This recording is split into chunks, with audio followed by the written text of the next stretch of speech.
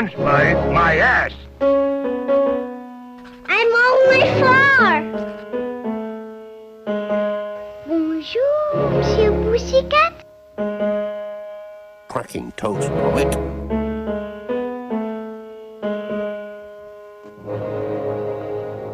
Start spreading the news. Hello, everyone, and welcome to the short podcast about short films. I'm your host, and we are discussing the Academy Award for Best Animated Short. Today's episode is about the 90th year of the award at the 94th Academy Awards, which celebrates the films of 2021. Today's guest is appearing for the 9th time, previously discussing films like Ferdinand the Bull, The Cat Concerto, Speedy Gonzales, Moonbird, Special Delivery, A Sunday in New York, and Harvey Crumpet. Please welcome back Ronaldo Sosa. Hello, Ronaldo. Hello, and thank you for inviting me again. I didn't know it was that many times, but yeah. Yeah, it's like this is the final stretch of the category, and it's like I bring it back all the most frequent guests for one last hurrah. And it was essentially it's a little bit of a victory lap, especially since this decade is not yet finished. So, just have fun with it. And so yeah, and on kind of on that. So my opening question for you is, when you look back over the category and the 9 episodes we've done together, what stands out to you? What do you think of the category as a whole? Well, the last few times I had not yet finished watching all the nominees in the category, and now like there are a few that I wasn't able to find, and I didn't really look for them, but I basically just already watched all of the nominees in every year, and I think that the most interesting thing about it is like seeing the evolution of the category, especially since I watched them mostly chronologically, and seeing like how what the Academy was interested in changed like mostly just Disney in the early years, and then how the independent um independent animation started to creep in, and then it's like mostly dominated by independent animation in like the 70s and the 80s, and now the studios are coming back in Hmm. lately. So yeah, I think that that's the most interesting thing about the category, and I like animation, and it's nice, it's good. Like yeah, it's a great category. Yeah, and that's why I did this podcast like completely in order from start to finish, because that is one of my favorite things about it too. It's just like seeing everything change and evolve, just like watching animation history in front of you. Like sure, the Academy isn't totally representative of, the wide world of animation, but at the same time, you do get like hints of everything. You can, like, just by watching like a bunch of these nominees, you get such a varied, like so many varied like types of animation, different mediums of it, and just like many different ways to tell stories. And it's just like, and yes, oftentimes the winner is something a bit more family friendly, a bit more standard storytelling and whatnot. But even then, there's still those few like more interesting ones that get to sneak in, and it's just like it's just a joy to watch. It's just like it's something, and like me and Christoph were able to convince you to go and watch these films just because we kept talking about like one, how easy it is to watch these because they're so short, and they're most of the time they are very easily available, and also just because it's just fun. It's just fun to watch animated shorts. But yeah. Yeah, and like something I appreciate about like what doing like every time I come on the podcast and I like just watch the five nominees, because like when you're I watch like 80 like 50 years worth of shorts in a month, and like when you watch them like that it starts to blend together. So like when you just have to watch the five and you're like focusing on them and trying to like find things to talk about them, you get to appreciate them more. Definitely. That's something I really noticed when I've been doing this podcast. It's because like you, it's just like I watched them all just like doing like 20 films at a time. And it's just like, and it's like you said, it can be hard to really appreciate the finer details. So in this podcast setting, when I have to like sit down and actually think about the films, because I'm going to have to talk about them for a significant for some amount of time, it's just like you start to appreciate more aspects for most of these movies. And like for this year as an example, most of them improved in my mind, like on this rewatch. It's like most of them like even jumped up at least have like half a star. Or and even then it's like the ones that didn't, it's still either improved slightly or were already some of my favorites to begin with. And so it's just fun to like it's also just I guess it's just also like making me appreciate like how valuable it is to rewatch movies and not just like watch them once and be done with it, because that is a problem I also have, like wanting to watch more things for the first time rather than like let things like stew with me, like see how the films can change in my opinion over time. Yeah, and also like especially things that you didn't like the first time, because a lot of the time like you watch something and you're not maybe like not in the right mood or you didn't watch it in the right condition, and then you watch it again and it's great. Like I have a lot of movies like that. Mhm. Yes, that's definitely happened to me before. It's like just I mentioned this to you before, mentioned this to you yesterday, but it's like last decade, the film Wildlife by Yeah.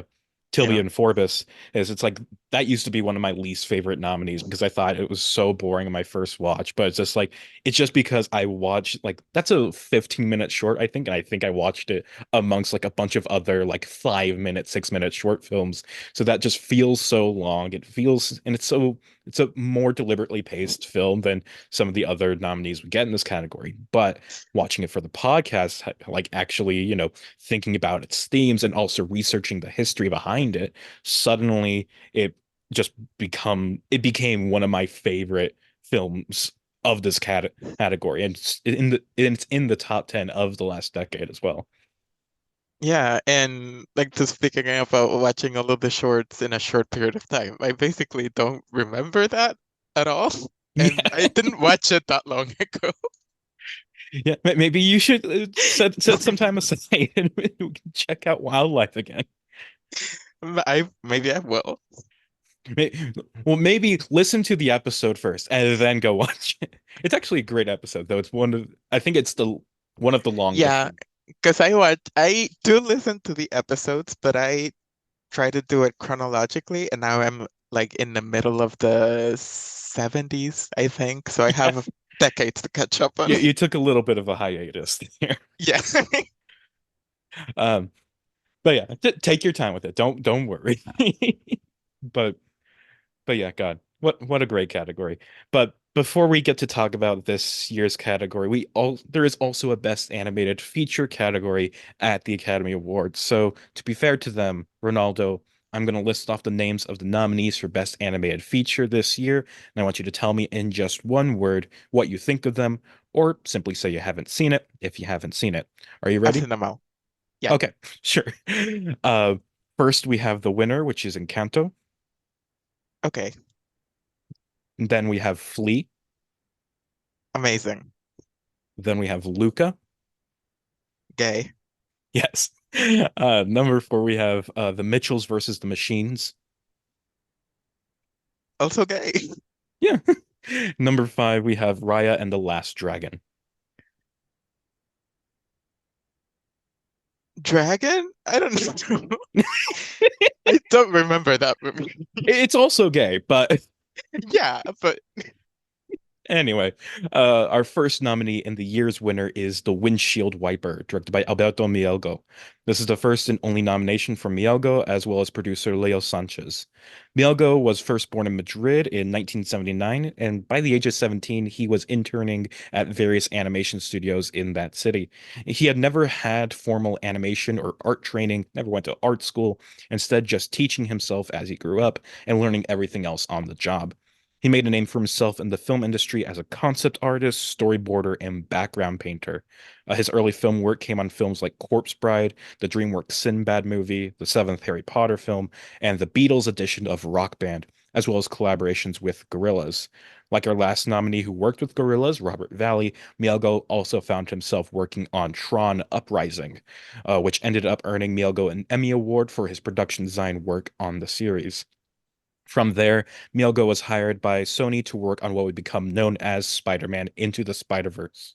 Mielgo was on the project at a very early stage, and if you want to know the whole story, you can go to Mielgo's website and read his side of it. But a brief summary is that Mielgo spent a lot of time developing a lot of images, concept art, test animations, bringing a whole team of people along with him onto this project. I think maybe there was an implication that Mielgo was supposed to be the animation director or some other major figure of the production, but after all his work, he was suddenly fired from the project. He did not take it well. Most people wouldn't. And Mielgo apparently made a hateful Facebook post once the teaser trailer for Spider-Verse was released, alleging that they stole his work from him. In the end, he ended up with a visual consultant credit on the film, and he moved on to other projects. Projects like Love, Death, and Robots, another Oscar winner who's worked on that series. Mielgo making 2 episodes so far, and he also made today's Oscar winner.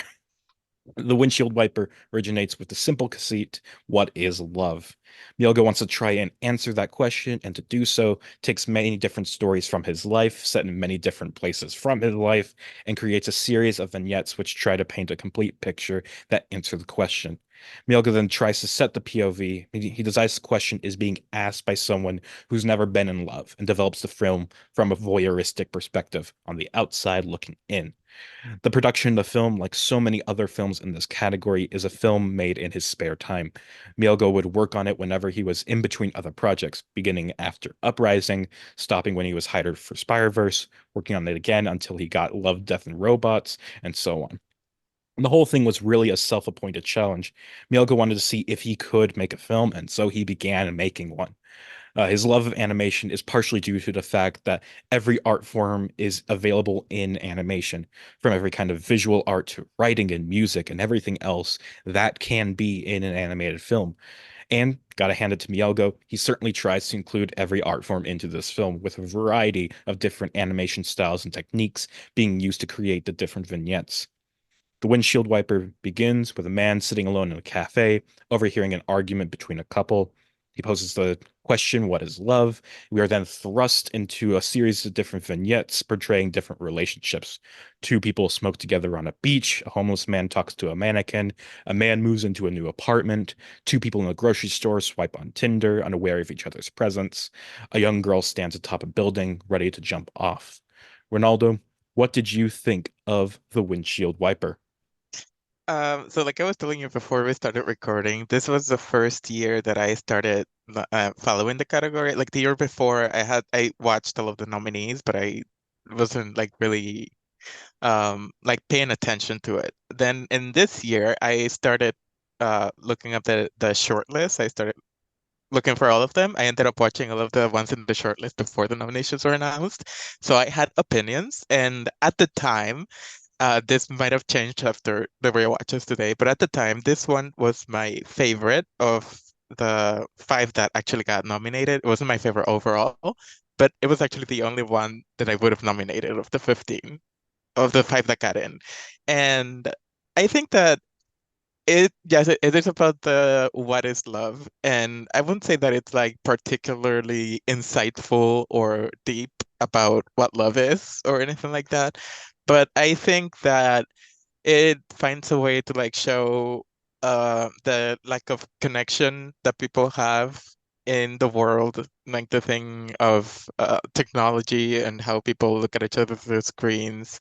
But that there is still moments of connection in between all of that, and like that, how that is beautiful. But like more than that, because like I said, I don't think that it's particularly insightful about that. What I enjoyed about it was the animation style. Like you said, there were a lot of different styles that he used. There were all of the vignettes. Like one shot that particularly stuck out to me this time was that shot of the girl at the building before she jumps off. Like Mhm.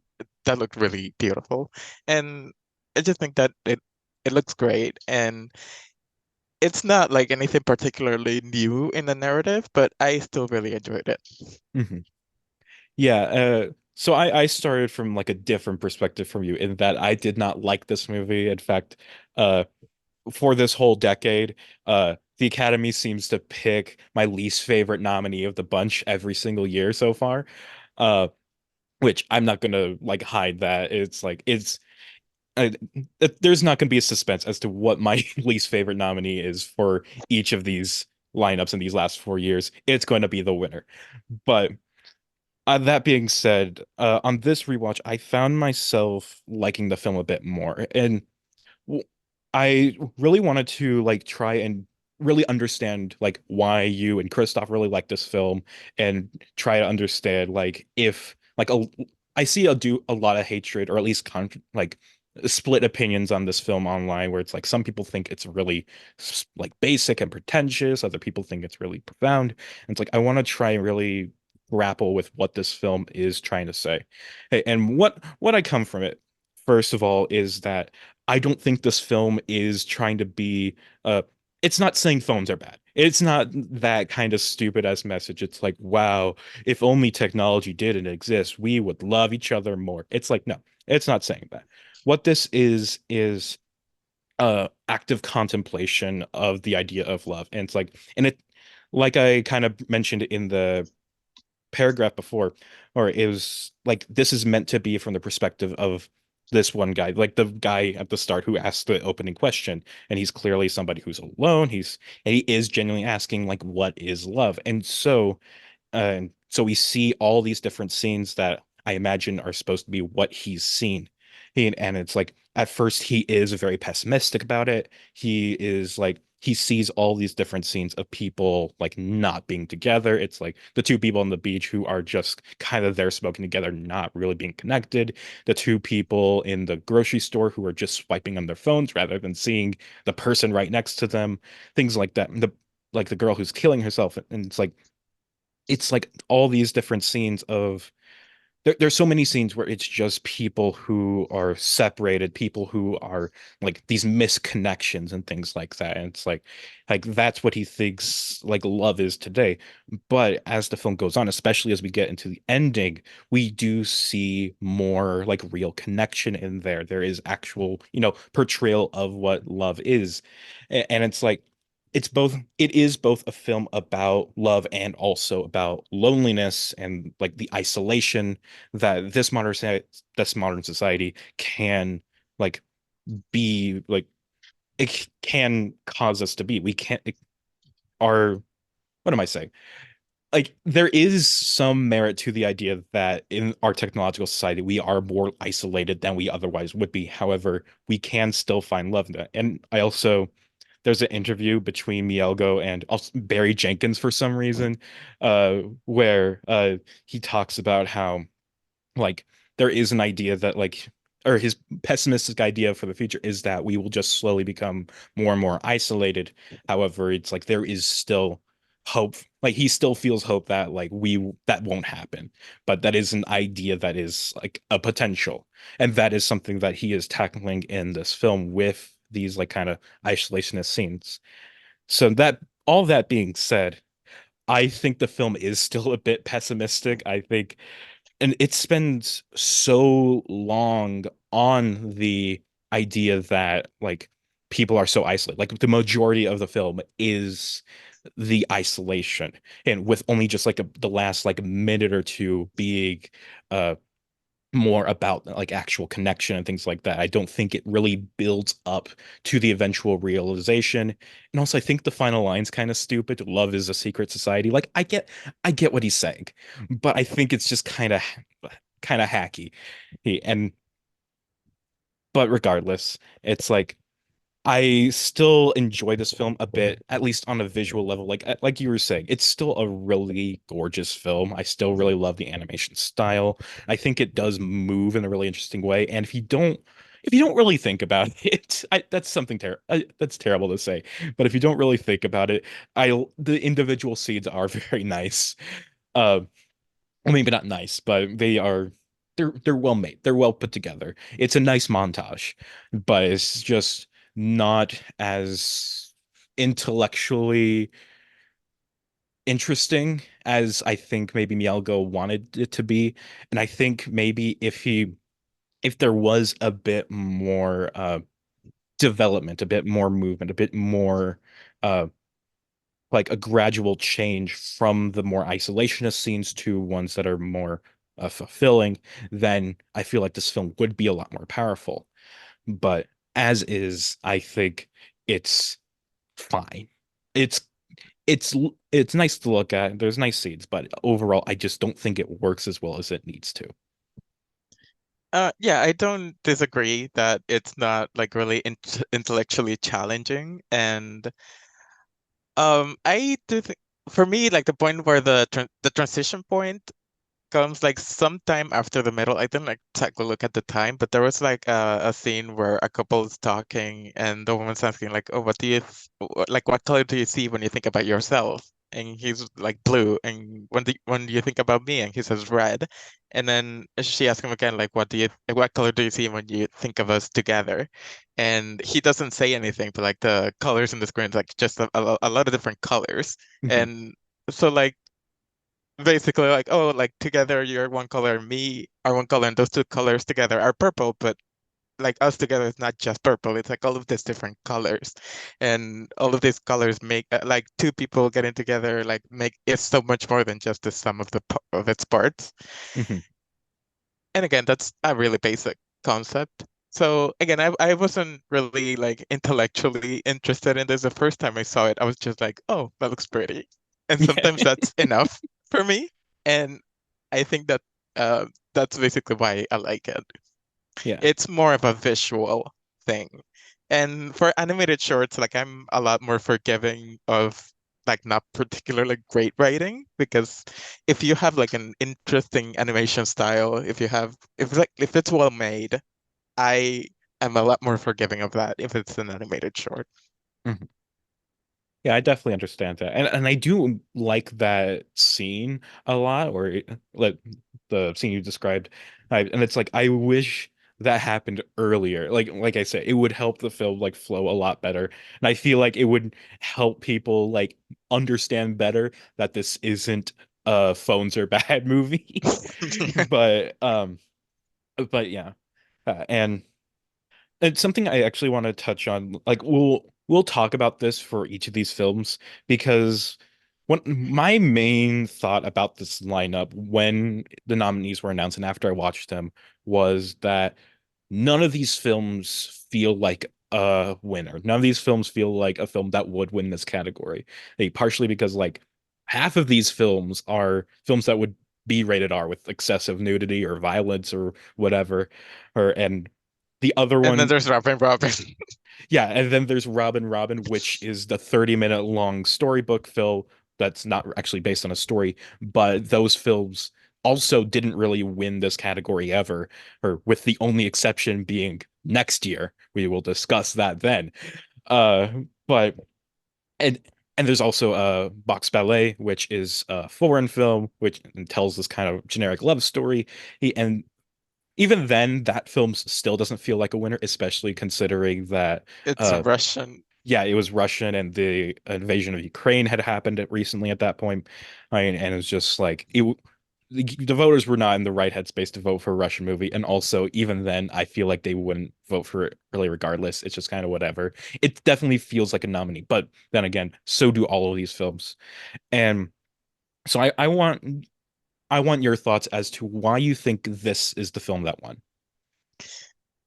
So at the time, I actually predicted this to win for some reason, but I think it was mostly just like process of elimination. Like everyone thought that Robin was gonna win, and it did seem my main reasoning for it not winning is that it was too long, and it was like such a children's movie that which like you would think that people associate animation with children, but if you look at the previous winners of the category, like there aren't any, if like there aren't many, I don't know if any, but there are many nominees. I like it. Many winners, I mean, like it. So I really didn't know what to choose because Bestia is maybe too bleak for the Academy. Hmm. There's like a dog in a woman's pussy. Yeah. Yeah, And oh, sorry. yeah, no, I wasn't going to say much more. But yeah, it was just like a process of elimination that this seemed somehow the most accessible to them because it's like it's a very basic movie in what it's trying to do. Yeah.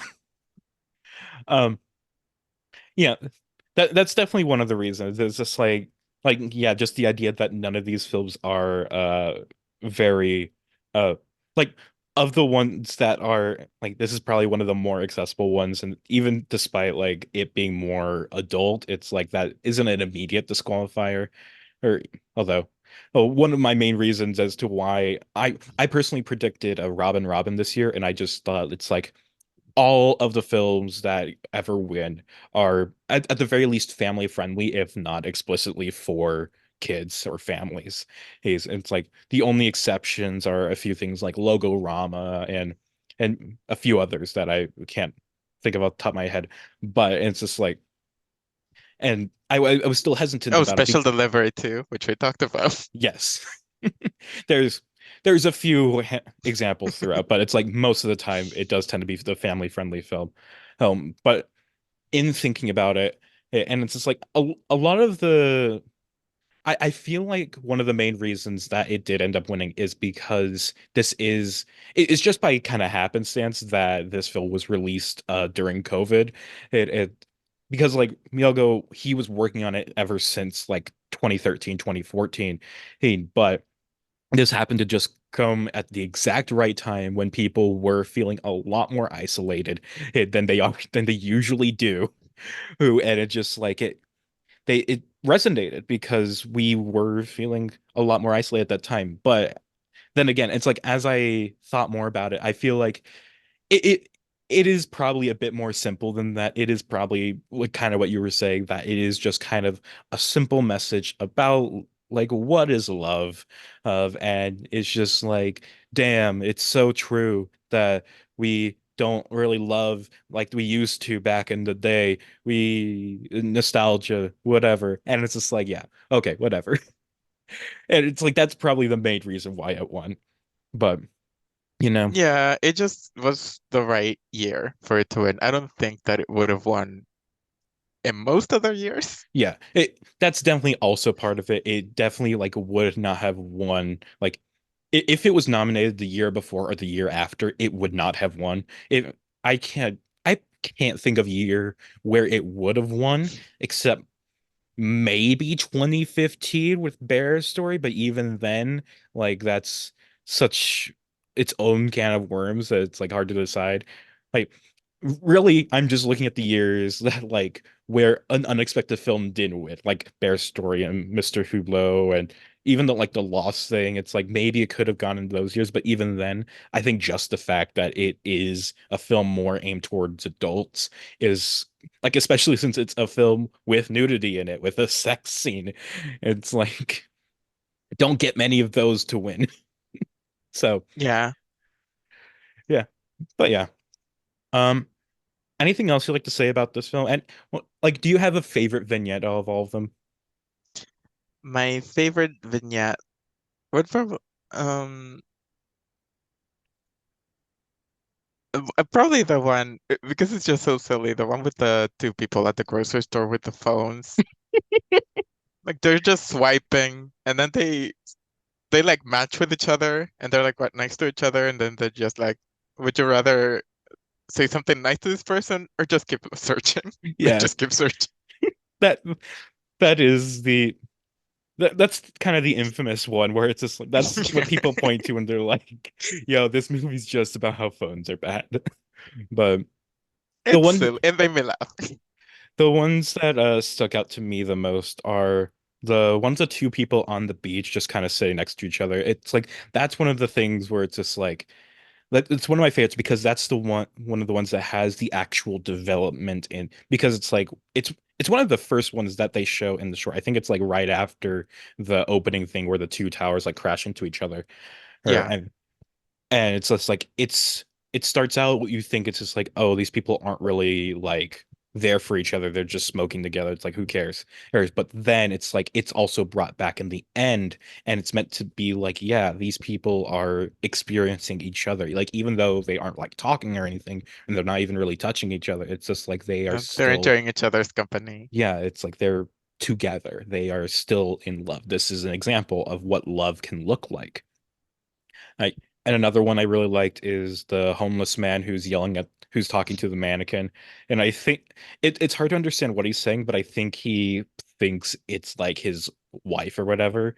And it's just like it's a kind of bittersweet kind of thing. And I like that. I like the moment. And it's like it only comes back a couple other times, but it's just like I enjoyed being there. Yeah, and if it was just for like what had the most impact on me, it would be probably the one I mentioned about the colors and also the girl jumping. Yeah. Uh, and one more thing I want to say, it's the maybe perhaps the one of the another flaw of the film perhaps is that for a film that's trying to, or maybe it's trying to, I'll say it's trying to show like the broadness of love, like all these different experiences. Most of these are very heteronormative. Like there's just the one Yeah, scene yeah, where the one scene or the guy cleaning the window and he just like kisses and then it it's a pans guy on the other inside and side it's a too. guy on the other side. But that's the only thing. Yeah, it's just like I feel like in all his travels, Mielgo would have met a few gay people. It's just like you think he would have put them in his movie, but it's just like no, not really. And but yeah, that's just a little thing. It's just like I'm used to major films like not really portraying like the queer experience at all, so it's just like whatever. But still, if you wanted to be a bit better, windshield wiper, you would have Make it gayer. yeah. Uh, and actually, for the And then actual if it was gayer, it wouldn't have one. true. He would have gone to Robin or Box Ballet. Or Uh Bestia, who knows? best affairs of the art. Just name all of them. But the actual last note I want to do. Wait, I forgot what I was wanted. Wait, that was the last note. Or was it? I completely forgot what I was going to say. Anyway, I'll just move on. If I think of it again, I'll bring us back. We'll Yeah. move on to our second nominee, which is Affairs of the Art, directed by Joanna Quinn. This is the second nomination for Quinn after 1997's Famous Fred, but the first nomination for producer and longtime collaborator Les Mills, as well as the 37th nomination for the National Film Board of Canada, last nominated for Animal Behavior. If you remember the last time we discussed Quinn, you'll remember me mentioning the character of Beryl, the longtime star of the majority of Quinn's films. Beryl is the every woman, not just the woman we want to be or the woman we see ourselves as, but the woman we are kind of embarrassed by. But Beryl is not embarrassed, but instead proud to be herself. Affairs of the Art is the fourth Beryl film, with the last one being made in 2007. Uh, Quinn had actually wanted to make another one as soon as the last one was finished, but prior arrangements prevented her from working on it. For the next decade and a half, Quinn kept doing commercial work to pay the bills, but Beryl was still in her mind wanting to break out again. These commercial projects helped Quinn and Mills develop a production fund for themselves, and once they had enough money, they broke the bank and got the film rolling. And by rolling, I mean 6 years of on and off effort. But the film was completed. It was hand animated in Quinn's trademark sketchbook style, with exaggerated, almost grotesque people, while still never feeling unreal either. It's still something that you can recognize yourself or someone you know in it. From there, they'd scan the drawings and color them digitally. And Affairs of the Art begins with Beryl talking about her newfound obsession with art, and from there compares herself to other obsessions of people in her life, in particular her sister, whose various obsessions with insects, death, and taxidermy. The film was also nominated for the BAFTA for Best Animated Short. So I really enjoy Joanna Quinn's work. I think she has some really hilarious films. I especially do love all the Beryl films. I think Beryl is a hilarious character, and I understand that this isn't a very popular take. Or at least it's pretty.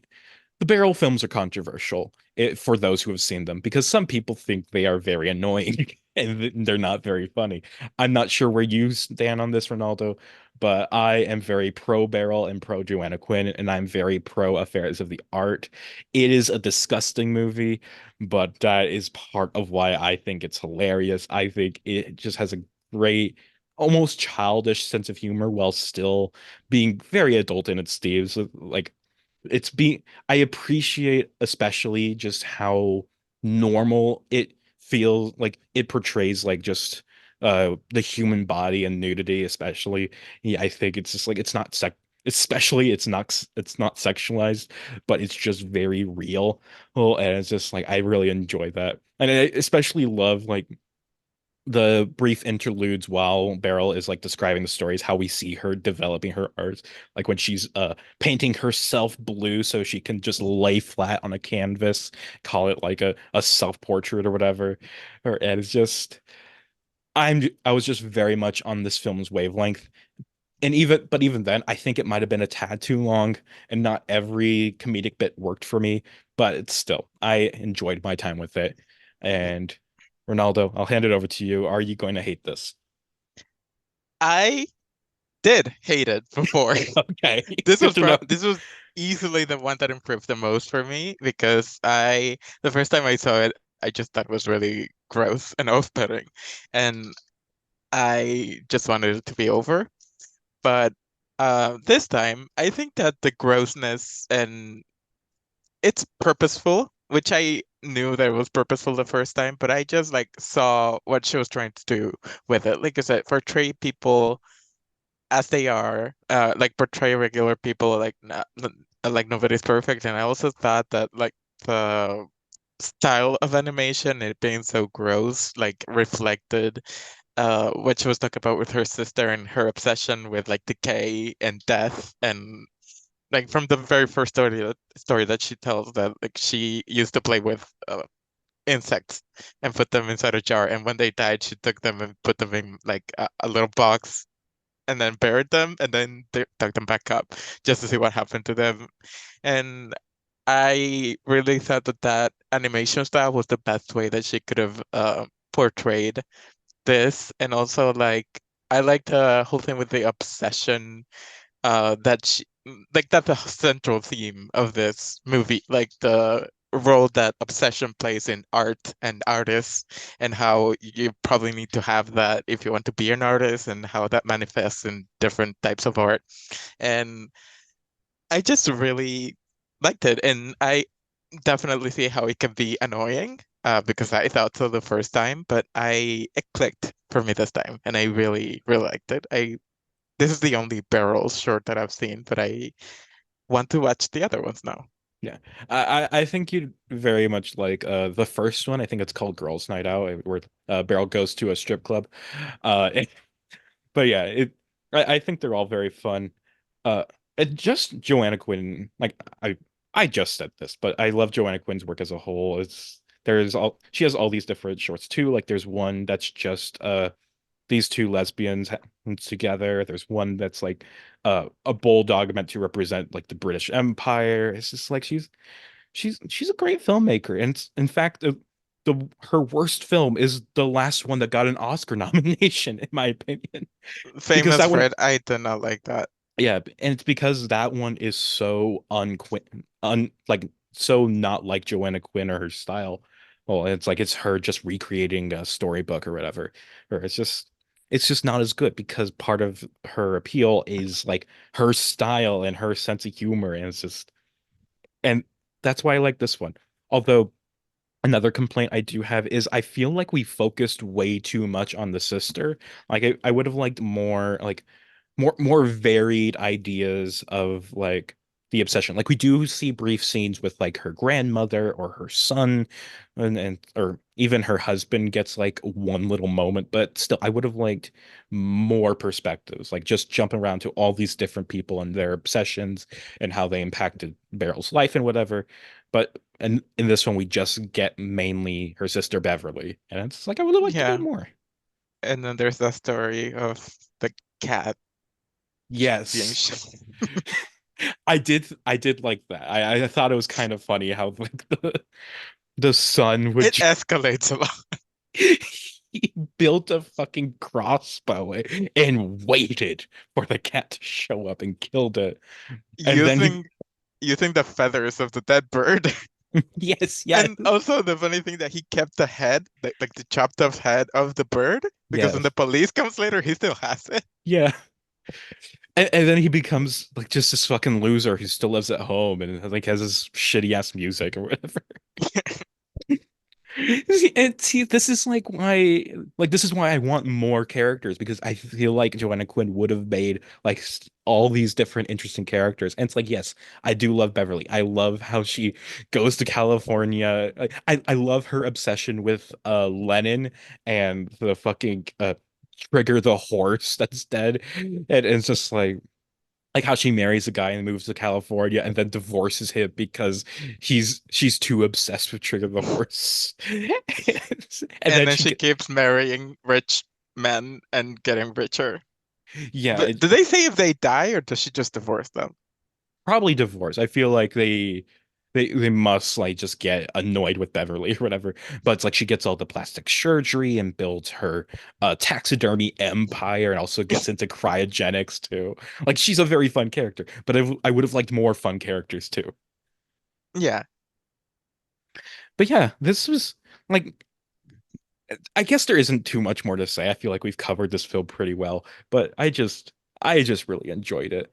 And I feel like I'm kind of being like I'm praising it a lot more than I actually love the film. Like I only gave it like a high 3.5, but still, I had fun with it. It's a good nominee, and I do understand why many people don't like it, like why this film has a 2.9 on Letterboxd, but at the same time live a little, people. Come on, like have some fun. Like, yes, it's gross, but Be who more cares? like Beryl. Be more like Beryl. Love yourself. Be gross. Yeah. Get your husband to throw himself down the stairs just so you can try it. I'm actually just like looking at the reviews now, and one person it says, "I hope she'll rake massive money for this so she can finally afford therapy because this was way too unhinged to be made by a normal person." This is just what normal people are like, dude. I don't know what like your boring life is like, but come on, you're. And another person said a touching film about a family of serial killers. I What's feel wrong? like the son could be a serial killer. True, true, definitely him. But like the Beryl is not a killer. The Beverly is would not be a serial killer. She's just an eccentric. She just like dead people. Yeah, it's just like I feel like some people are too normal, and Beryl is a a step against that. And it's just like Yeah, she makes them uncomfortable. exactly. The maybe it's good that people don't like this because it's doing what it set out to do. And it's like be not normal. Yeah. Yeah. All right. I think that's a good place to end with this film or and move on to our third nominee, which is Bestia, directed by Hugo Covarrubias. I'm sorry about the pronunciation here. I can't roll my R's well. Covarrubias. Covarrubias. This is the first and so far only nomination for Covarrubias and producer Tevo Diaz. Covarrubias was born in 1997 and studied graphic design at the University of Arts and Social Sciences in Chile. He worked in graphic design for the time, but found himself drawn towards theater. And when he was in the theater, he had the idea to combine theater and animation together. But there was one problem. He didn't know how to animate. And instead of just hiring an animator, he taught himself stop motion animation, which I think is crazy to just learn it yourself, especially when he's probably like in his third, like 35 at this point. But this led to him finding Maleza Theater Company, where they combined animation and theater into one experience with their plays Maleza and Un Poco Invisible. He then started making short films around this time as well, first releasing The Feather Pillow in 2007, followed by The Night Face Up in 2012. He even created a children's TV series called Puerto Papel about a girl made of paper who is given random superpowers by a magic coconut. He also teaches at the Austral University of Chile, now but now we will talk about Bestia. Covarrubias met Tevo Diaz, a documentary filmmaker who enjoys incorporating animation into his work. The two started developing ideas together. They wanted to make a series about forgotten figures of Chilean history, and one of those figures, hers, what they discovered was Ingrid Olderock. With Nazis for parents, Olderock was raised in Chile with a hatred for the local Latin population and eventually became a member of DINA, the secret police under Pinochet, with Olderock being personally responsible for raping and torturing female prisoners, along with her dog Volodya being a key part as well. Covarrubias and Diaz found themselves drawn to Olderock and wanted to explore her character, her psyche. They made the Olderock figure out of resin that resembled porcelain to both represent her cold and calculating nature and her fragile mental state. It was important to the filmmakers that this wasn't just a film about an evil person who does bad things, but about how a person would do these things and how they reckon with their life afterwards. Bestia's Olderock is a woman who is trying to understand who she is and where she fits in the system, especially once it spits her out and she realizes how empty her life is. In a quote from Covarrubias translated to English, it is necessary to approach the darkness through representation. Bestia begins innocuously, watching Olderock play catch with her dog, eating breakfast with it getting its own seat at the table. She goes to work, goes home, normal routine. But as the film goes on, we start seeing the torture. There's horrific dream sequences. Olderock sees a faceless man watching her. Eventually, Olderock is reassigned to a desk job, but her past still follows her, including through an assassination attempt, which cracks the porcelain exterior. Ronaldo, what did you think of Bestia?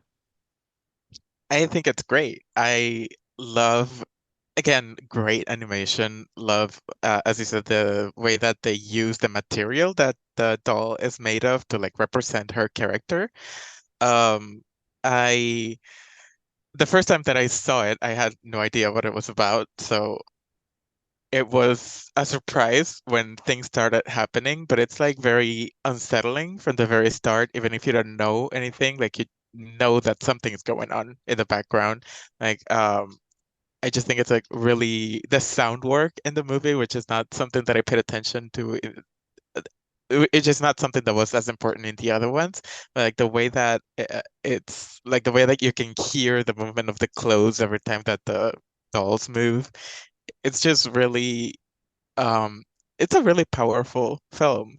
The way that it shows um how, as you said, how she reckons with the things that she does later. And the scene in the plane at the end after the assassination attempt, and she starts seeing all of the people in the clouds that she heard, and she's just like avoiding it and looking the other way.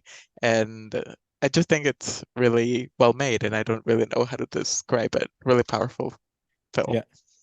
I'm gonna to talk about like my story with the film first. So, or really just with the nominees as a whole. But so like normally when I watch these films, it's like I try to go to a theatrical screening of them. And what I used to do was like there used to be a screening of like both the live action shorts and animated shorts the night before the Oscars, and I would go to that every single year and just watch them there. And this year, uh, there was a screening the night before. I went to it and they only showed the live action shorts. And so I had to rush online and find all five of these nominees and watch them as quick as I could the night before the Oscars. And four of them easily available. This one I had to pay 99 cents to watch it. And luckily, like when I was looking up, I saw people talk about like how you really need context before you go into this movie. Like you need to look up who Ingrid Olderock is and like learn and also just learn about the this period of Chilean history, the military dictatorship and all that. And so I did. I did quickly like read up on like what everybody was saying about the history behind the story and everything, and then went into this movie. And thank God I did, because it is a film that doesn't tell you its story easily. It's just like you need it doesn't tell you who Ingrid Olderock is, like her history. It has no It's dialogue. yeah, it has no dialogue also. Oh, and it's just like I think it just expects you to know this, or at least know certain parts of it, and that's fine. I think especially for something as like uh culturally specific, like it's a film made for Chileans and meant to like help them reckon with their history. Like this is fine. It's like it's okay to expect the audience to be a little educated on the subject they're watching a film about. And so with all that said, I love this movie when I first watched it. I love it now. It is such a fantastic portrayal of like evil. It is such like it's so good at like showing this person in their mental state. Hey, and it's just like it's hard to put into words. Um, but yeah, and also I just love how it looks. I think the like making the doll the puppet look like it's made of porcelain when it's not actually is such a good creative choice. I really enjoy the dream sequences that are very surreal, but just make everything so much more unsettling. It's just a very, very well designed, well directed film. It just perfectly knows exactly what to do to make you horrified and unsettled, but also still like it also manages the perfect balance where it's like it's showing you uh older rock's like internal thoughts and struggles while not making you empathize with her, which is a very hard thing to balance, especially in like such a naturally empathetic medium like film. And it's just it it walks this tightrope so perfectly, and I'm very happy it does that. Huh. Yeah, and also like on the design of the character, it's not like the part that looks like porcelain, it's just like the head and the hands and the feet. Yes, And it's like just the things that you can see, and then the rest of it is it's like made out of cloth. It's like all of the vulnerable parts is things that are hidden with clothes that people outside wouldn't be able to see. Like the things that she shows the world is where it's like porcelain, it's like cold and um fragile. But um and also I think that it still works even if you don't have the context. Like even after the first time I saw it, when I didn't know, I still thought it was a good movie. I just think that it gets better it if does. you do know. Yeah. It's just like I've seen some people who like didn't know the context and like they just think of it as like, oh, this kind of edgy story about a woman who fucks her dog and whatever, or but it's just like no, it's more than that. Like it's Yeah, and I think like the way that it's revealed too, because at the first time that she goes to work, like you only see her go down into that basement, and you don't really see what happens. And then Mhm, the second time when they show it, and she goes down, and then you see that shot of her through like the blindfold of the woman on the floor, and then you mhm, cut back and see her down there, and then she's like rolling. It's like really well, like just really well directed, really well made, really, really really, well designed. Everything's great. yeah.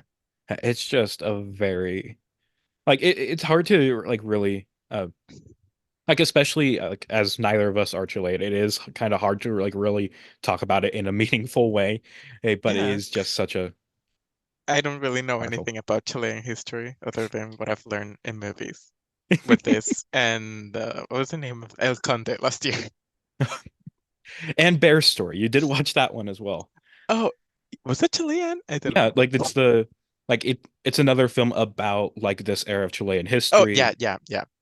Yeah, it's about like it tells the story of the grandfather who gets deported, like first Hmm. beaten and deported and everything. It's a yeah, it's a tough film.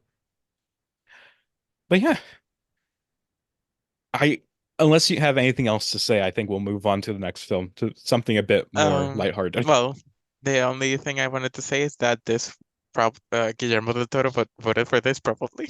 Oh yeah, He was like campaigning for it. yeah, he did I did see an article where Hugo Covarrubias, he met with Guillermo del Toro and said that it was his favorite film of the bunch. Or like Yeah, Guillermo del Toro sought him out and like told him like how much he loved the film. and he was tweeting about it at the time too, Yes. Yeah, I like actually do with remember that. Umo. Hmm. Yeah, animation is cinema, everybody. Especially if it's about horrific things. Yeah. And I think even in his acceptance speech, Miyogo said something along those lines. Oh yes, I remember. So I didn't mention I usually try to mention like the category, whatever. Um, but this wasn't technically part of this category. So this was the year where they showed a few categories, that they Of the air. pre-recorded a few of the winners and then just showed them like right as they were going to commercial and things like that.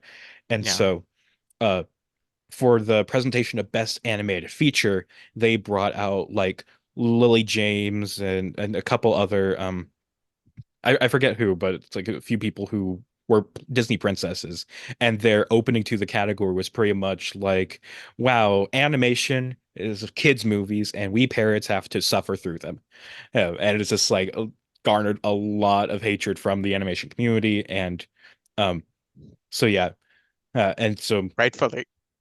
and then so Mielgo, yeah. For some reason I blanked out his name from it. And he does mention that even though I don't even know actually how that would work considering like he was way before, but he did mention he was talking about how like animation can be a medium for adults too and things like that. Uh, As and they he would know if they had seen any of the nominees. yeah, exactly. Especially this category, but even in feature too with Flea, it's like it's honestly funny. It's like they did that specifically that year when the most nominated animated film of that year was Flea, which was also nominated for foreign language film and documentary. Although all three of those categories are films that are categories that are not widely watched by the Academy. So fun, fun. And also in his acceptance speech, Mielko kind of implies that like his film like is a bit innovative. Like it's like hopefully this will like usher in a future of films where it's like there'll be more films like mine, or something like that. But it's like bro, you're not that Maybe if you interesting. said if the Academy voted Yeah, for more like films like mine. yeah, it's just like he probably did intend it from as like hopefully more films like this can get like broader attention, more mainstream attention, and he does like shout out his fellow nominees like that they're all like independent films. They're all like more different from the standard studio fare. He's just hoping that, but the way it's phrased, it's like kind of sounds like Yeah. he's kind of grandstanding a little bit, and it's just like, come on, you're just the windshield wiper. Anyway, I'm sorry about Domielko. Yeah, but we will move on to our fourth nominee, which is Box Ballet, directed by Anton Dyakov. This is Dyakov's first and so far only nomination. He was originally he involved in the advertising industry and had pursued that career for a long time, but felt that path was futile, and instead his heart wanted to animate. He switched paths in 2010, enlisting in animation school, and he found the life he wanted to live. A decade later, Dyakov has made many short films thanks to Russia's publicly publicly funded arts programs, and he is still eager to make more and more films. For Box Ballet, the idea comes from when Dyakov used to teach how the boys would draw boxers and the girls would draw ballet dancers, and he wondered, what if these two worlds collided? I wish there was more to say, but Dyakov does not talk often about the film or about his career, so that's all I have about him. Box Ballet is about a boxer and a ballet dancer who fall in love. However, when their careers start to get in the way of their relationship, they have to make some tough choices, whether love or fame is more important. So, this is the most normal of the films, I would say. It's just a very kind of standard love story between this boxer and ballet dancer. They have their little meet cute, who and it's like they meet on the subway, and then he like saves her cat from the tree, and then they go on dates together. They go to the museum, get ice cream. He fucking murders a guy who stole her purse. Not probably doesn't murder, but he It's off does. screen, but Yeah, it's not it's off clear. screen, but I'm assuming he just fucking killed him. But but yeah, and it's just like, but then of course things have to go sad a little bit. It's like she starts, uh, she, it's kind of just implied, but I think she sleeps with like either her ballet teacher or manager or whatever in order to Yeah, get because ahead. the next time that we see her after that, she's like naked in bed. Yeah. But he's not there though. This is the thing I know. So it's like it's a little you could interpret it in different ways, I think, but that is the main implication. And it's just like and she stops seeing the boxer and he gets sad and there's just like it's but then she realizes love's more important or whatever, so she punches the teacher guy, runs to the boxing ring in order to see her the love of her life getting beaten to fucking death. But then it's like her love makes the other guy stop pummeling him, and then they just abandon their lives and go live in the woods in a little cabin, and it's a cute ending. That all being said, it's a basic love story. I think a lot of the scenes are cute and I like the ending and stuff. It's a little misogynistic though, is the main problem I have with it. I think it it portrays this relationship as her giving a lot more to him than he ever does for her, but and at the same time she's the one who ends up betraying him while he's the one who's endlessly devoted to her, and it's just like I feel like it's a bit lopsided in how this felt. Like I feel like it would have been a lot better if there was like m more showing about like how he contributes to her. It's like how she is ended up falling for him outside of him just being a man who showed her kindness a little bit. And it's just like, and then also showing like how his career might have like stepped in the way of their relationship. It's just like them both drifting apart and them both like making the sacrifice so they could be together. I feel like that would have made the film a bit better for me, but still as is, I still enjoy it. It's still just a nice little love story despite the problems. I think it's okay. Like it's a fine movie. Like I said, it's just a regular love story, but something that bothered me because I didn't remember it that well from the first time. His like the design of the characters makes him look so much older than her that at the beginning I thought that it was just going to be like, oh, this father-daughter relationship, something similar to that. And then it seemed more romantic and I was a little put off. But then I like it's fine at the end. It's just a regular love story. There's really that much to talk about with it. It is a little misogynistic, like the whole thing of, oh, he has to save her and she is like sleeping with her boss and that's why she gets the role. Hmm. Yeah, But yeah, it's not there isn't really that much to talk about with that one. yeah, it's just a little story. And I want to live in that cabin at the end of the movie. I think it looks so fucking cozy. And yes, I would immediately miss having, like an HD TV and being able to watch movies and stuff. But it's an in my romanticized idea of living in the forest, it seems nice. It looks like it would be nice for a week. Yeah. It's the kind of cabin where it's like you rent it out so you can like finish a book or screenplay or whatever and then leave and go back to your normal life. Yeah.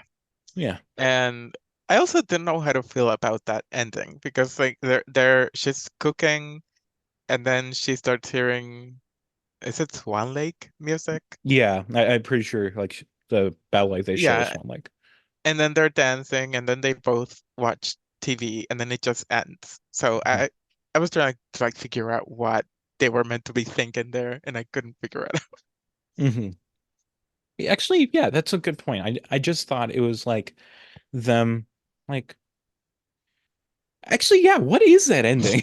I don't know. I didn't really think about it. It's just like why I guess it's just like them reminiscing on their past together. It's just like I guess it's meant to be a bit ambiguous and like it could be like you could see it as them just like reminiscing, like still enjoying the past they had, but still being happy with the life they do have.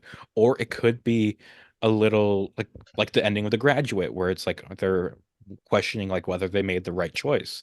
But that ending is also just a bit too Like there's not enough in there to really like decipher what it really means. Exactly. It just too sudden. It feels like it's building up to something and then it just ends. Yeah. But I do just like the framing of them in the doorway, whatever. Yeah. Mhm. Yeah, it's well made. It's probably like visually the one that I like the least of the five, Mhm. but it's Yeah. still good. Yeah. I think I don't remember well all of the years that we talked about, but I think this might be the only one where I liked all the nominees.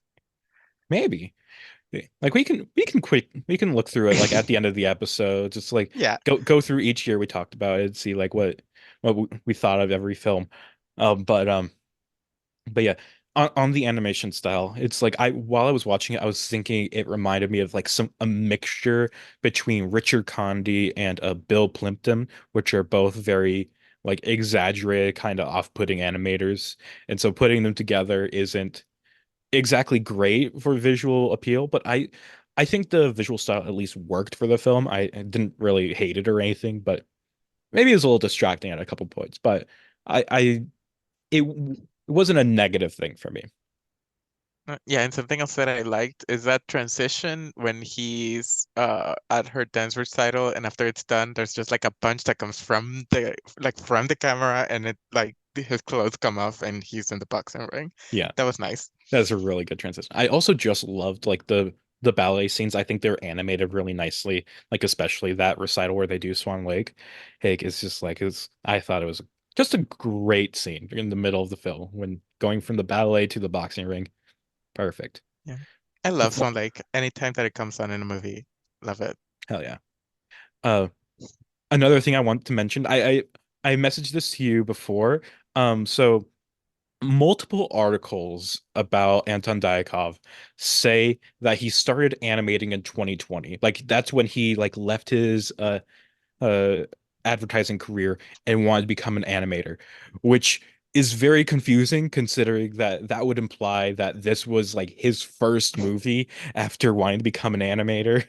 And then And he got him an and Oscar nomination. immediately got the Oscar nomination. But all it takes is a simple look at his IMDb page. His first film is in 2010, so I imagine one of those articles just simply put a 2 instead of a 1 and said 2020 instead of 2010. And so I think it's just a simple typo. So he's been animating for 10 years or 11 years, not just one.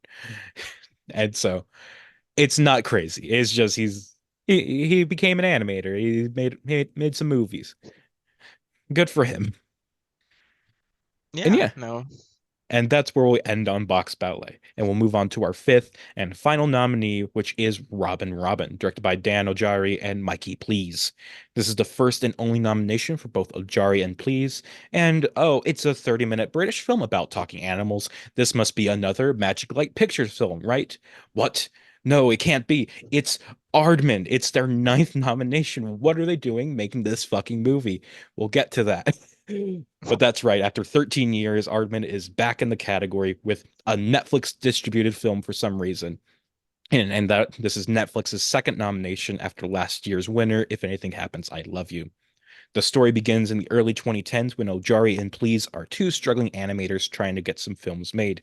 They form Parabella Studios, and together they develop and create a pilot short film that they hope would get picked up, perhaps by a streamer or a famous animation studio, and maybe it'd be popular enough to become an actual series. And that short was actually Alan the Infinite, and while it was made, neither of those things happened. But while they were trying to get Alan distributed, they had another idea for a cliche 30-minute TV special like the ones that air on BBC and Christmas every year. And that's the one that got picked up incredibly quickly, with Aardman jumping at the opportunity to produce it. Ojari and his wife came up with the bare bones of the story to start. Robins feel quite Christmassy, so have that be the main character.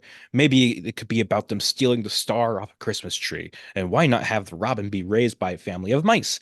And then they decide to make the film using needle felted puppets to be reminiscent of Christmas ornaments as well as other Christmas specials, such as Rudolph the Red-Nosed Reindeer.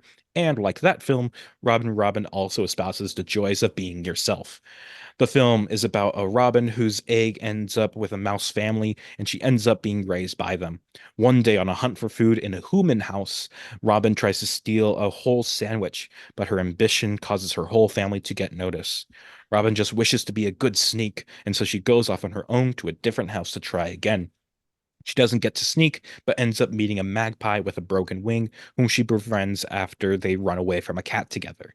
The magpie then explains the human tradition of taking a tree and decorating it, including putting a shiny wishing star on top, and they get the things they wish for the very next night. This inspires Robin to go into a human house and steal their wishing star. However, while they successfully steal the star, it ends in complete destruction, leading the Robin to wonder if she's a terrible mouse. Ronaldo, what did you think of Robin? The first time I saw it, I didn't really like it that much because it's very long. It is in this very long year where every nominee is 15 minutes long. This one breaks the trend by being 30 minutes long. Yeah, it's really long and it is a kids movie.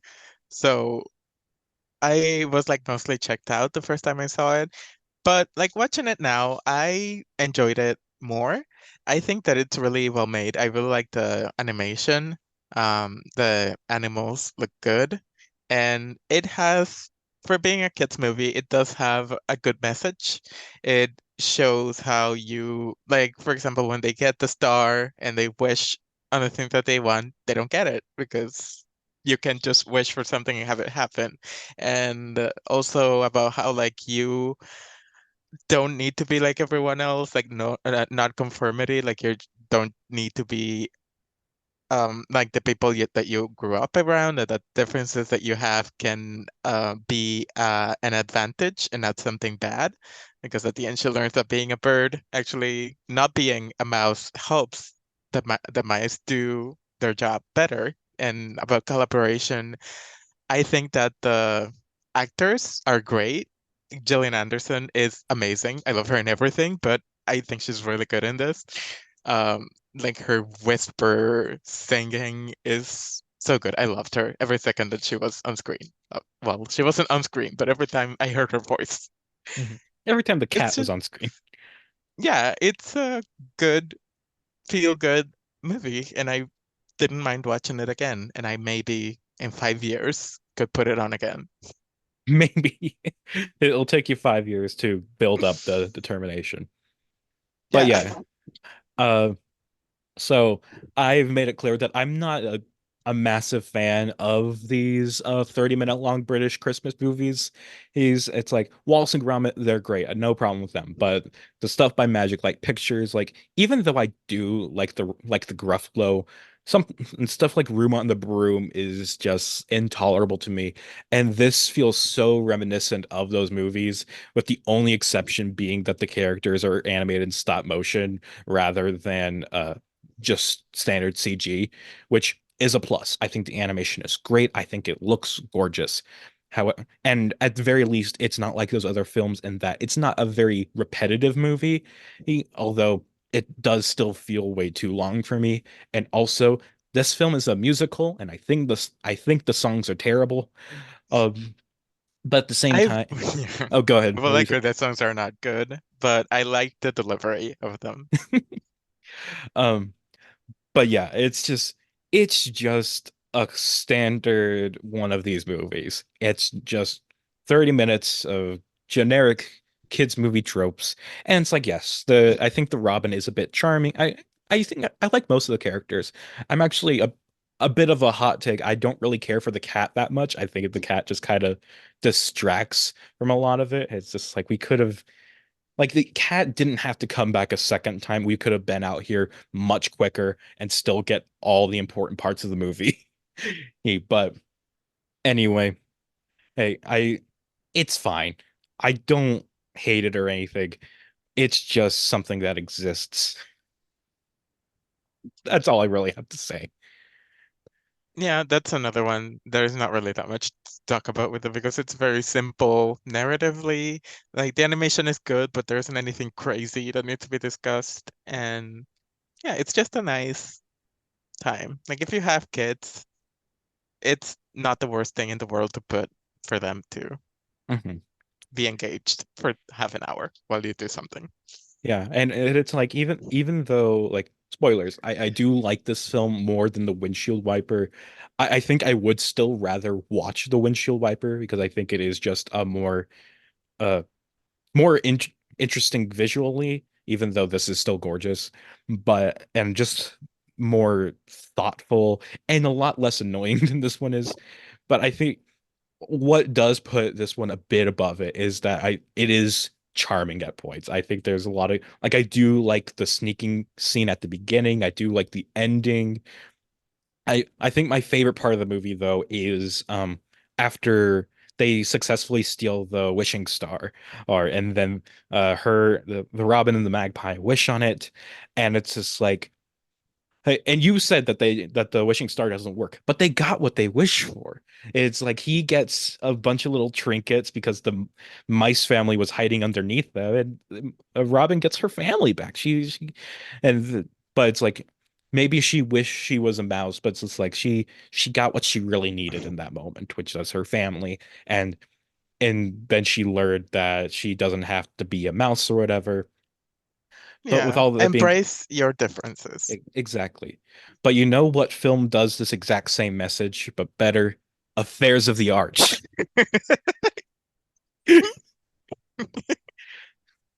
In fact, we could pretend that this is like set in the same like movie or same set in the same universe, and that the bird that got its head cut off by the cat was Robin. It was Robin's dad, and that's why the egg was left alone. Yeah. And then and then Beryl's son just killed the fucking cat. You see, Don't that's what worry, I want in this Robin. movie. I want the cat to be in it less. So let's just bring in Beryl's son to kill it. Hmm. Oh man, yeah. Robin certainly exists, and why do we think this one didn't win? I said we were going to talk about that more, but so why did this one not win?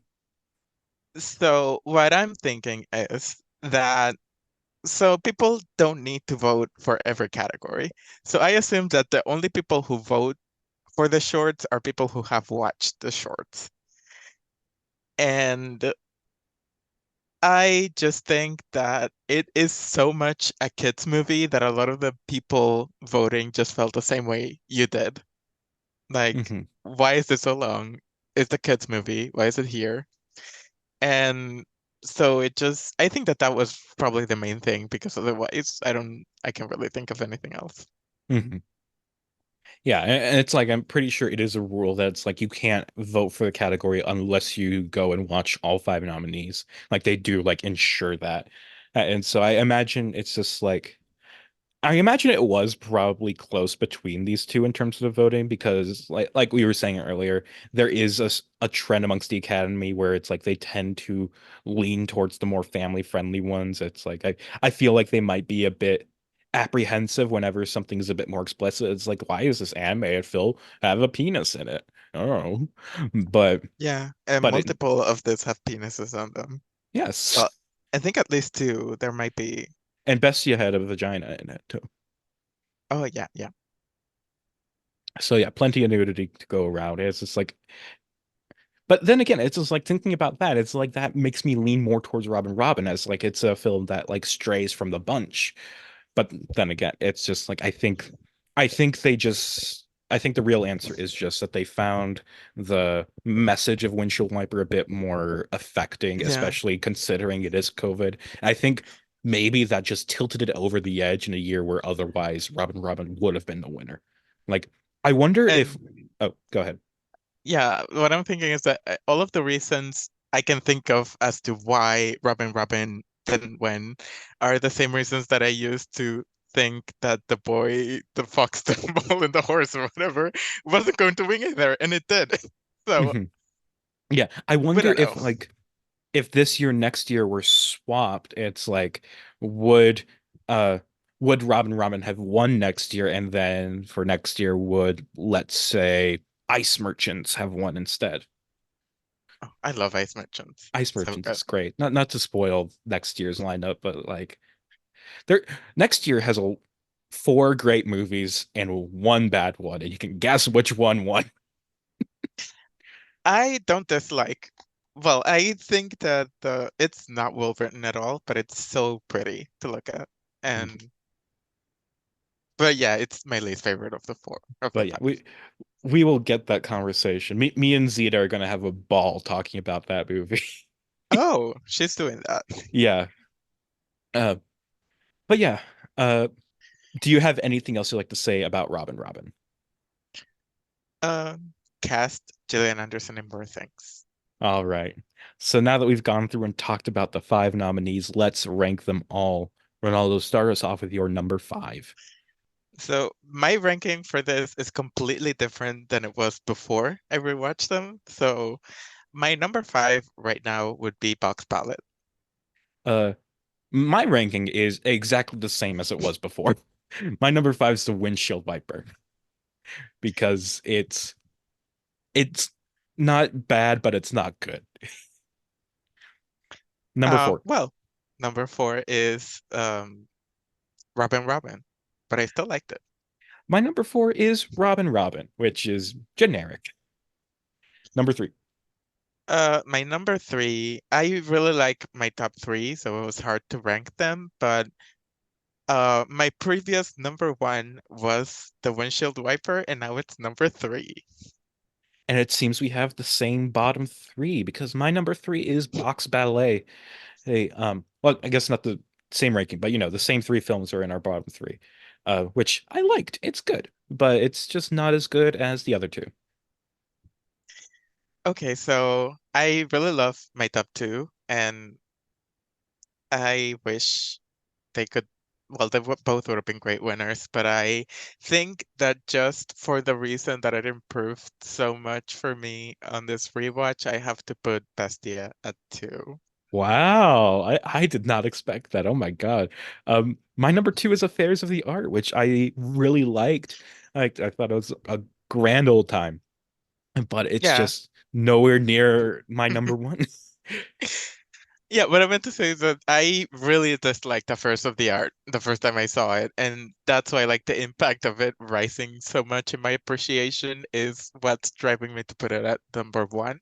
And also, I know that I knew already that you were gonna pick Bestia, so why not spread the wealth? Yeah. But yeah, my number one is Bestia because it's perfect in every way. But yeah, so now that we've gone through that, let's take a And look also, back. like I Oh, said that my ranking was completely different. At first of the art was my number five before today. yeah. Do you remember like where the other films placed or?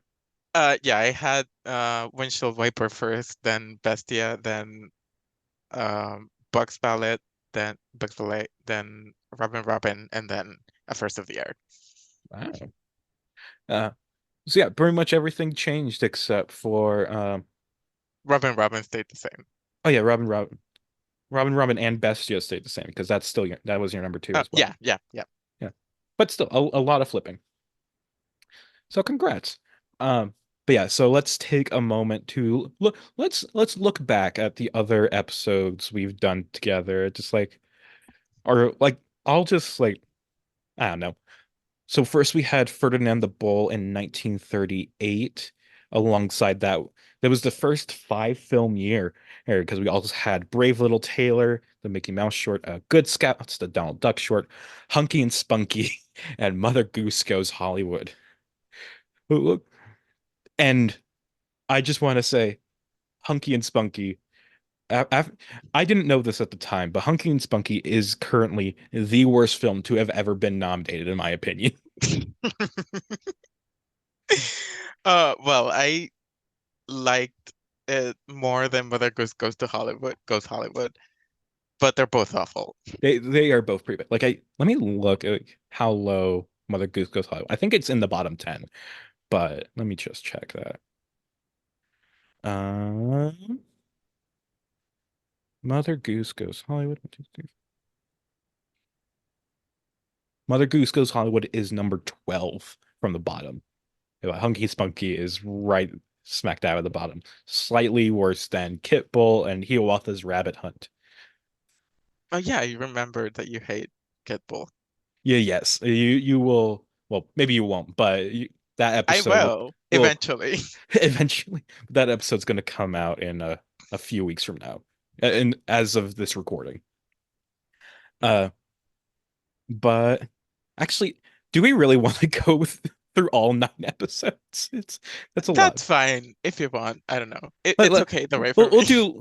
we'll make it a bit quicker. Next we have 1946 with the Cat Concerto, the controversy around that, where I where I frame by frame wrote down every single joke in both Cat Concerto and the unnominated Rhapsody Rabbit and analyzed them both.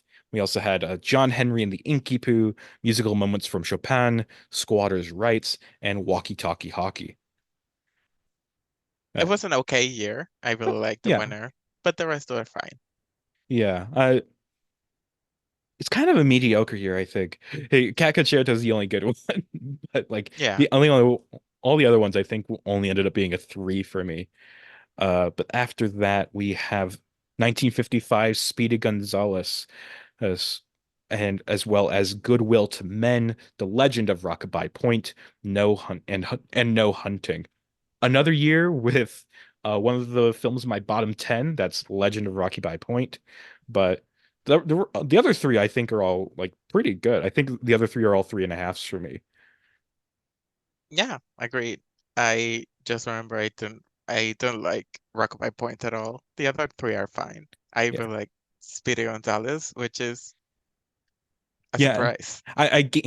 we gave you that year because just so you could talk about Speedy Gonzales, but that's the film you like. Although our next year we did together, which is Moonbird, I believe. Yes, 1959. That also has a Speedy Gonzales short, Mexicali Schmoes, which you don't like, and you got to actually rant about it there. And alongside those two, we have Noah's Ark and The Violinist. Yeah, we had a four nominee year, a five nominee year, a three nominee year later, so we did all the numbers. Yeah, we got a full run of the numbers. Well, I guess you don't get any of the years that have more than 5 nominees. Yeah, Yeah. But uh and that's the year that I revealed that even though I love the Hubblies, I always forget which way it is. I love them so much, but Moonbird, maybe their most famous short, uh, is not a it's the film one you that I don't really care like. about that much. Like I do like it, but it's just like I wish I liked it a lot more.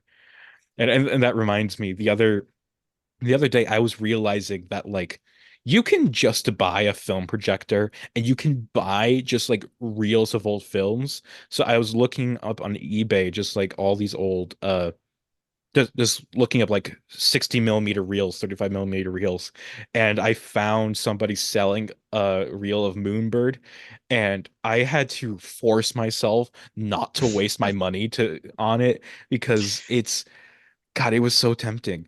But I just know I do not have the money for it. And even if I did, and if I did buy it, I have nowhere to put it, no way to watch it. It's just like it was just How it much would it have been? it was only $20 is the thing. And like that's why it was so tempting because it was just like $20 for like a film reel to own an Oscar winning film on 16 millimeter. It's just like that's so cool. But I had to force myself not to buy it. But maybe when I'm richer, I will do that. I will buy some films on film. You will buy The Legend of Rockabye Point. There was another one that I saw that like wouldn't be funny if I bought this film. Uh, I think it was Crunchbird I saw. And it's like, oh my God, I would love to own that movie. But no, I didn't buy anything, but I just had fun like looking through all the nominees or all the films that they had. Anyway, next year is 1978 Special Delivery. Also nominated is Oh My Darling and Rip Van Winkle. It's like where I staunchly defended the the music in Rip Van Winkle, how much I love it, and you were not as uh not as interested. Yeah, but it was like I still like the short overall, just not the music. Yeah. And Special Delivery, we both kind of agreed that like that one was just a really good film. And this Yeah. was in the middle of NFB's 3-year winning streak, which they would not repeat ever again. They would win a few more times, but that was yeah. This is a Oh My Darling. I've been trying to remember recently. It's like something I um something I wanted for this pod or something I was realizing as I was making this podcast is that like the fact I'm talking about these films helps me remember a lot of them, and which is especially useful for my ranking. But I think one of the films this year, I think it was Box Ballet, ended up like really close to Oh My Darling, and I was having trouble remembering like how good that film was in order to like rank it. And so it's like some of these films just aren't as memorable as others. It's just like it's okay to forget some of them. Yeah, I was also looking it up to see which one that was. Yeah, And I still don't remember that well. Oh My Darling. I do remember the plot at least. It's like about this girl who like gets a new husband and gets pregnant, and then the parents are Yeah, like, I remember like them moving to a different house. I yeah, remember them traveling from one house to the other. yeah, and it's like the father is like very insistent on not like meeting the husband or whatever, not being kind to him, but the mother is like a lot more welcoming. And at the end of the film, it's like the mother goes down, and I think she lives with the daughter and the husband, but then it's just like, and then the dad being alone, he's just like, fine, I'll make peace, and goes down with them. Oh, Yeah. the film is actually about like the whole life of the daughter, like raising her, and then it's actually, now that I think about it, it's kind of similar to Bao, where it's just like raising a child who then becomes a little like starts dating somebody you don't like, and then but you have to like learn to accept it, and then you start to like the husband anyway, or the partner. But yeah, decent year. Next we have Sunday in New York, one of the most infamous winners in the category. But of course, you wanted to talk about Sound of Sunshine, Since Sound of Rain it's on that the year, rain. Yes. which is still like one of my favorite nominees in this category.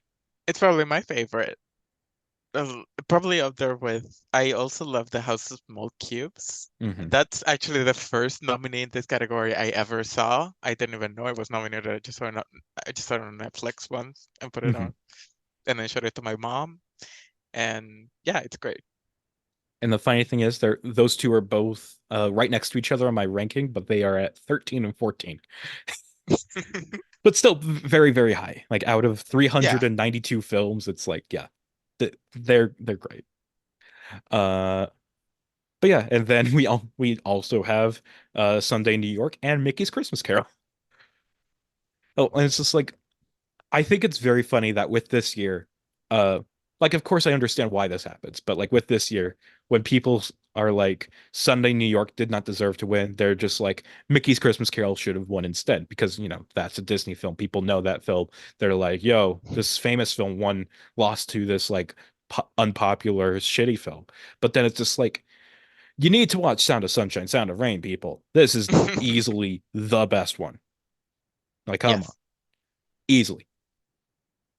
But yeah, uh, our next episode was 2003 with Harvey Crumpet. Also nominated was Bounden, Destino, Gone Nutty, and Nibbles. And this is one bad nominee for ones that I like, including with Destino being like one of my favorite films. Again, like another really high-ranking nominee. Yeah, I love Destino and loved Harvey Crumpet. The other three, good go. Yeah. I as I said on the episode, I'm a big fan of Bounden. I really enjoyed Nibbles for what it was. Gone Nutty is forgettable, but I think I still liked it. It's just a cute little short about Scrat. We love Scrat. I don't. Yeah, neither does Gordon. But when we did his episode on what was the other one? No Time for Nuts. Uh You're gonna really love that episode when you eventually get to it after like 30 other ones. The thing is that I usually listen to podcasts when I was like on my way to places, but then when the pandemic happened, I didn't go anywhere, so I was just at home, and I'm like, should I listen to a podcast or watch a movie? And I just watch a movie. But That's now, understandable. since I'm at work, I've been listening to a lot more podcasts because I can't watch a movie at work, even though I am recently. I take my tablet and just watch things there. But I have been listening to more podcasts, and I will finish yours eventually. Yes. And when you do start I'll getting let back you into know. it, yeah, let me know your thoughts on these individual episodes. Like, try to remind me of things I said a year ago. Actually, yeah, literally a year ago, because you left off in like early 70s, and that Yeah, was in April of 2023 when I recorded those, I mean. I have But yeah, 50 years to catch up on. yeah. Oh yeah, and I guess that makes sense considering, 52 weeks in a year. I release these episodes weekly. Yeah, makes sense. Yeah. Uh, but yeah, after Harvey Crumpet, your most recent episode is not a traditional episode, but it's you and me explaining to Zeta what we thought of this year's as the 96 Academy Awards Oscar nominees for the short films. Yes, even though I had to leave Yeah, before the end. we ended it shortly after anyway. We just kind of ran through the end of it. But it's just that was a fun time. Even though it probably would not be fun to listen to, just you and me like poorly explaining what these short Well, films are about. you can ask Christoph. True, we can ask him, but we might do that later after we Yeah. finish recording. It's like, hey, Christoph, random question: what do you think of this episode that you listened to 3 months ago? Yeah. Because he always says I'm now listening, but he never says what he thinks Yeah, of it. it's incredibly rare for him to actually give an opinion. He's like Outside of his letterbox reviews, you never know what he's thinking. exactly. And it's like, and I do always check like his tweets like after he posts them, like just to see if he did puts anything in the reply after he said now listening. Hey, guys. The only times that he does that is when he's mentioned, but then he's like, at least in the ones that we do, we always mention him, so he doesn't say anything. Mm-hmm. Oh yeah, but hey, he better. Actually, maybe we should just wait for this episode to come out, and then he will say what he thought of your episode with Zeta. It's just like wait for him to listen to this part, and then he will assuredly either tweet or go into our group chat together and tell us Yes. what he thought of that episode of us explaining to Zeta what these short films were. When will this come out? This will come out on May 16th. Oh, So not that long. a little over a month from now. Yeah, we can wait. Yeah, and actually, we're probably going to record our other episode together around Before it that comes out. time. Uh, might do it in a couple weeks or early May maybe, but we'll see. We'll see. Just depends on my schedule really because I am a little busy in the next coming weeks, but we'll see. We'll see. Uh, but yeah, that's all your episodes, at least up to today. Yeah, I noticed that we did every single decade except I think the 60s, the 90s, and the 2010s. Well, yeah, it's just like that. That's just kind of a statistical thing, considering you did 9 episodes. Uh, but and I do But try there like were, yeah, we did two for the 50s, I we did think. 2 for the 50s, and it's like I do try to I did intentionally try to pace out guests a little bit, although like in the 30s, Zeta got 2 episodes in one decade. In the 40s, I think it was somebody else got 2 episodes that decade. Chris Who was it? stuff, I think. No. Uh Christoph was the 80s. That's when he got 2 episodes. Yeah, because he had Balance and Tango, Yes. or was Tango in the, yeah. Yeah, it was Balance and Tango. Um, I actually can't see. Maybe nobody got 2 episodes in the 40s, but yeah, you got two in the 50s. Maybe somebody got two in the 60s? No. Ah, no. Anyway, You're one of the rare people who got multiple episodes in a decade. But yeah, and even then, I still paced you out. It's like I tried to be very kind to the people who were with me on the in the first decade, like always try and invite them back when I can. And so that's why like uh the four people who are going to be in these last four episodes are all people who were there in that first decade. You, Zeta, Gordon, and Kristoff. Yeah. Yeah, and Kristoff, I made sure he got like one episode every single decade, though. It's like that was something we planned. It's just like we figured out, like, okay, what do you want to do this decade, hey, and yeah, and then the only reason he got two episodes in the '80s was because he wanted to do both. He's very passionate about both Yes, I balance and know tango. he's very passionate about balance. He actually, like, yeah, that was what started this thing because he told me to watch Balance, and then I did, and then you said, "Oh, you should watch the rest of them." Yeah, he told you to watch Balance and Crunchbird, and then the rest is history. Yeah, and now I'm here, and I've watched almost every single nominee. I think it's less than 10 that I haven't Oh seen. yeah, I was going to ask, like, what are the ones you're missing? Because I can help you. Yeah, so one of them is that Winnie the Pooh movie from the 80s or the 70s. I don't remember what year exactly. But Oh, there's the one Ticker Winnie the Two. Pooh movie. Yeah, that one. Well, you can just watch the Many Adventures of Winnie the Pooh, and like you could get the middle Yeah, you part. told me how to watch it once, But but I also, I didn't. think there is just like an upload somewhere. Like this exact thing, this did happen where it's a problem to get the specific short film, and I did like end up like I think it was on archive.org or something. It's like where I found an actual like VHS rip of Ticker Two. Um, but yeah, Yeah. we did get that one. So Um, the other ones were one that you mentioned in this episode, Room on the Broom. yeah. Where did I find that one? I like there's just a few where it's like you do have to do a bit of digging, but we did find Room on the Broom. Just up. Also, Revolting Rhymes, which I actually do have. I just haven't seen it because I Yeah, had to download it from somewhere, but I do have that. yeah. Then, yeah. Then, This oh sorry. I'm just saying it's like the same thing happened when we were trying to do that episode. It's just like but I was able to download it as well, yeah. I'm missing Late Afternoon. That one's just on And YouTube. yeah, I don't remember why I didn't see it, but I haven't. Maybe I'll watch it later tonight. And then the only year where I'm missing multiple nominees is in 2019 with Daughter and Memorable. Yeah, those are both pretty easy to find. Like we did have trouble with Daughter, like that was only available in like a Facebook video thing, but Mhm. yeah, they're there. I think Memorable is also just on YouTube, but I can double check if you like. But So yeah, yeah, only awesome. 6 nominees that I haven't seen. All right, congrats. Well, also Revolting or not Revolting Grimes, Rippling Romance. Uh Oh yes, the but I Lost don't one. count that because it's lost. Well, it's not lost actually. It's just in the BFI film archive. Oh, But maybe if it's I go to the UK ones. yeah. Yeah. If you do, steal the film from me. I'll record it on my phone. Yeah. Unlike what I didn't do the same courtesy for you when I was able to see I'm hip. Oh yeah, I don't. Yeah, it's still somewhere. It'll pop up eventually. I'll watch it. Yeah.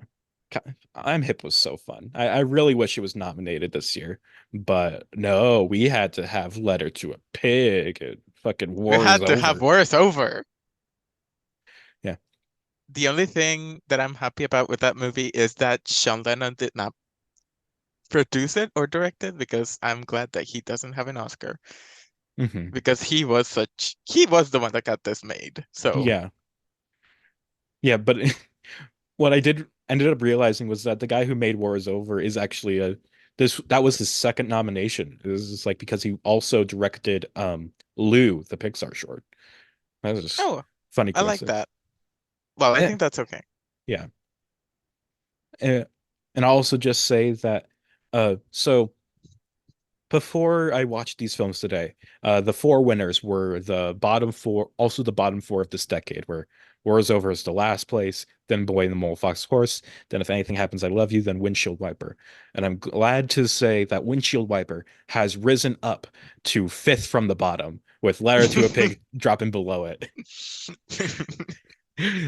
So it is the best of the worst winners of this decade, or just the four winners that are all bad. Hmm. Yeah. I yeah, can't wait to see what's winning next year. All right. Well, I hope it's not something bad again. But but I know at this point I will be predicting whatever the worst one is, just because God hates me. Unless it's The going to be Academy. like, unless it's going to be something like super obvious, where it's like a Disney film that is just like a super popular short, and everybody's talking about it on online or whatever. Then it's just like, yeah, predict that one because obviously it's going to win. Yeah. Anyway, uh, any final thoughts, Ronaldo? No, I'm happy I was well, just to make sure, is this the ninth episode or the 10th This is the episode? ninth.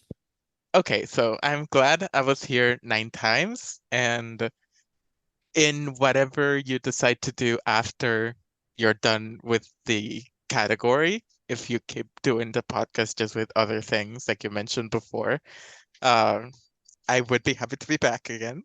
Of course. I don't have a specific episode plan for you yet, but of course you will be back, obviously.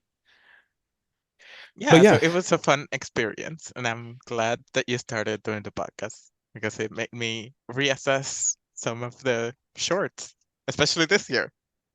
may, maybe I'll force you to watch some like live action short nominees, or maybe Well, just the give things you. I haven't seen most of them, so Well, yeah, but neither, I haven't seen many of them either, or but well, I've seen some. It's like I've been trying to work through a lot of the live action short nominees, though it's a lot harder to find many of them, like just because of many different reasons. But yeah, I will. The thing I'll do, like whenever I do like live action short stuff, is like I won't be like like I've mentioned before. It's like the next stage of the podcast is going to be any type of short from any period of time. Just like doesn't have to be nominated for anything. Just like different episodes focusing on random short films that I want to talk about. How and so when I do talk about the live action short category, it might be talking about a specific year, or it might be just talking about a random assortment of nominees. And I already have like the first few years where I do talk about a live action short category. One of them is focusing on a specific year that I like, and another one is talking about films by Pete Smith, who most people do not know who he is, but he makes these like not very comedic shorts about like just stupid things. It's terrible, but I will force somebody to watch those with me. Not you, Ronaldo. You're gonna get off easy, but I might force you to do something that, or I just might make you we watch could do just an episode on David Lynch shorts. yeah, that I will write that down that you have called that. I though David Lynch has a lot of shorts, so I'm gonna like definitely do multiple episodes about him. And I have seen all of them. At Huh? least I think, yeah, I went through all of the ones that were on Letterboxd. There might be more. I don't know. Would you prefer to do like his early shorts or like later ones? Early. Okay, we'll definitely get at that. All right. Well, thank you, Ronaldo, for coming on the show, and thank you, listener, for tuning in. This has been the short podcast about short films. Until next time, goodbye.